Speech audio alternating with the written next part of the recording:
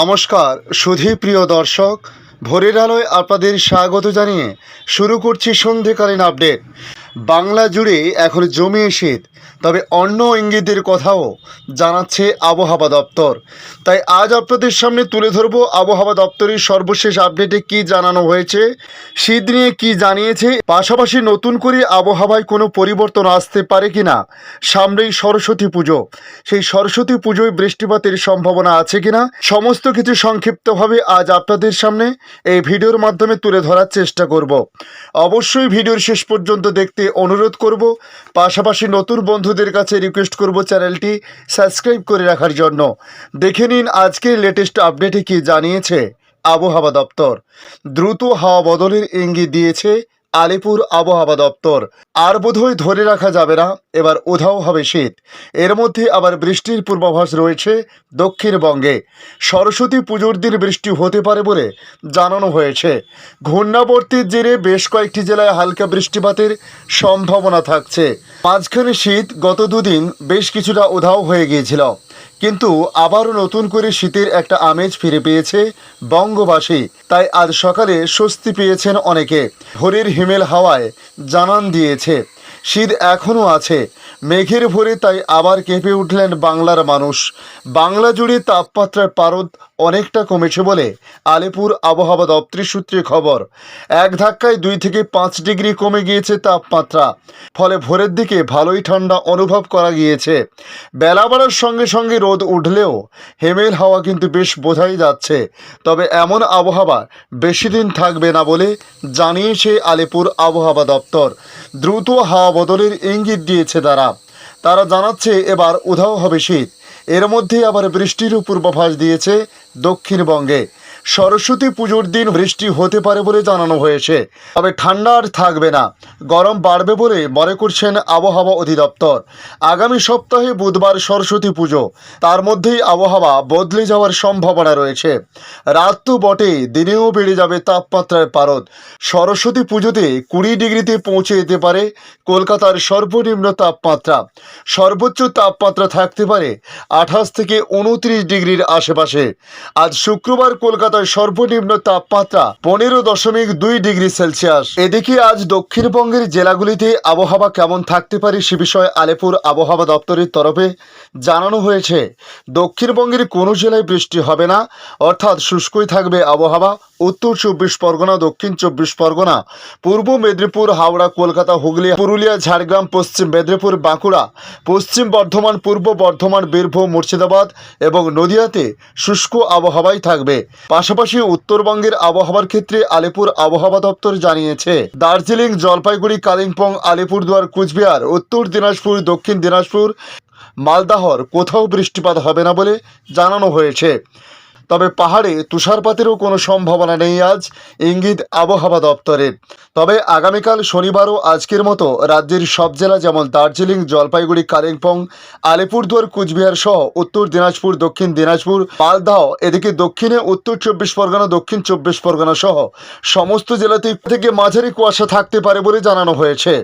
এবার রাজ্যে বাড়বে তাপমাত্রায় পারদ। আলিপুর আবহাওয়া দপ্তরের তরফে জানানো হয়েছে এই মুহূর্তে গোটা উত্তর ভারত ঠান্ডায় কাঁপছে। তবে বিগত 3 দিন ধরে কড়া ঠান্ডার হাত থেকে কিছুটা মুক্তি পেয়েছে উত্তরপ্রদেশ সহ বিহারের বেশ কিছু এলাকায়। রোদ উঠেছে রীতিমতো আজ। রোদের ফলে রীতিমতো মানুষের চেহারাতে খুশি ঝলমল করছে। তবে এবার আবহাওয়া দপ্তরের পক্ষ থেকে জানতে পারা গিয়েছে দেশের পূর্বের রাজ্যগুলিতে বৃষ্টিপাতের সম্ভাবনা রয়েছে। পশ্চিমী ঝঞ্ঝার প্রভাবে উত্তর ভারতের বেশ কিছু এলাকায় বৃষ্টিপাত হতে পারে বলে জানতে পারা গিয়েছে। পাশাপাশি দিল্লির মানুষেরা কড়া ঠান্ডার হাত থেকে আপাতত মুক্তি পেয়েছেন। আবহাওয়া দপ্তরের সূত্রে জানতে পারা গিয়েছে 9 থেকে 12 ফেব্রুয়ারি উত্তর ও মধ্য ভারতের বিভিন্ন এলাকায় হালকা বৃষ্টি হতে পারে। পশ্চিমী ঝঞ্ঝার প্রভাবে অরুণাচল প্রদেশে হালকা থেকে মাঝারি বৃষ্টিপাত হতে পারে। একই সঙ্গে তুষারপাত হতে পারে বলে জানানো হয়েছে। পশ্চিমবঙ্গের পার্বত্য এলাকা, সিকিম, মেঘালয়, মিজোরাম, ত্রিপুরা, মণিপুর এবং নাগাল্যান্ডে বৃষ্টিপাতের সম্ভাবনা রয়েছে। এখন জেনে নেব বাংলাদেশ আবহাওয়া দপ্তর বাংলাদেশ নিয়ে কি জানিয়েছে। দেশের বেশিরভাগ স্থানে রাতের বা সর্বনিম্ন তাপমাত্রা আরও কিছুটা কমে শীত বেড়েছে। এতে শৈত্যপ্রবাহের আওতাও অনেকটা বেড়ে গেছে। গতকাল বৃহস্পতিবার দেশের রংপুর বিভাগের ৮ জেলার উপর দিয়ে মৃদু শৈত্যপ্রবাহ বয়ে যাচ্ছিল। তবে আজ শুক্রবার ১৯ জেলার উপর দিয়ে শৈত্যপ্রবাহ বয়ে যাচ্ছে বলে জানিয়েছে আবহাওয়া বিভাগ। পাশাপাশি আজ শুক্রবার সকালে দেশের সর্বনিম্ন তাপমাত্রা ৮ ডিগ্রি সেলসিয়াস ছিল তেঁতুলিয়ার চুয়াডাঙ্গায় জানানো হয়েছে। একদিন আগে যা তেঁতুলিয়ায় ছিল ৭.৭ ডিগ্রি সেলসিয়াস। ঢাকায় সর্বনিম্ন তাপমাত্রা ছিল ১৫.৯ ডিগ্রি সেলসিয়াস। তবে আগামীকাল থেকে তাপমাত্রা ফের বাড়তে পারে বলে জানানো হয়েছে। শীত কমে বিভিন্ন অঞ্চল থেকে শৈত্যপ্রবাহ দূর হতে পারে বলে জানানো হয়েছে। একই সঙ্গে আগামী সপ্তাহের শেষে ফের বৃষ্টি হতে পারে বলেও জানিয়েছে আবহাওয়াবিদরা। তবে আগামী ২৪ ঘন্টার আবহাওয়ার পূর্বাভাস তুলে ধরে আবহাওয়াবিদ মোহাম্মদ তারিফুল নেওয়াজ কবির জানান, অস্থায়ীভাবে আংশিক মেঘলা আকাশ সহ সারা দেশের আবহাওয়া শুষ্ক থাকতে পারে। মধ্যরাত থেকে সকাল পর্যন্ত সারা দেশে হালকা থেকে মাঝারি ধরনের কুয়াশা পড়তে পারে। কিশোরগঞ্জ, মৌলভীবাজার ও চুয়াডাঙ্গা জেলাসহ রংপুর ও রাজশাহী বিভাগের উপর দিয়ে মৃদু শৈত্যপ্রবাহ বয়ে যাচ্ছে। তিনি জানিয়েছেন, শৈত্যপ্রবাহ কিছু কিছু এলাকা থেকে আজকের মধ্যে তা প্রশমিত হতে পারে। তবে আগামী ২৪ ঘন্টায় দক্ষিণাঞ্চলে রাতের তাপমাত্রা সামান্য কমতে পারে এবং উত্তরাঞ্চলে তা বাড়তে পারে। সারা দেশে দিনের তাপমাত্রা প্রায় অপরিবর্তিত থাকতে পারে বলেও জানান এই আবহাওয়াবিদ। তবে আগামীকাল শনিবার সারা দেশে রাতের এবং দিনের তাপমাত্রা সামান্য বাড়তে পারে।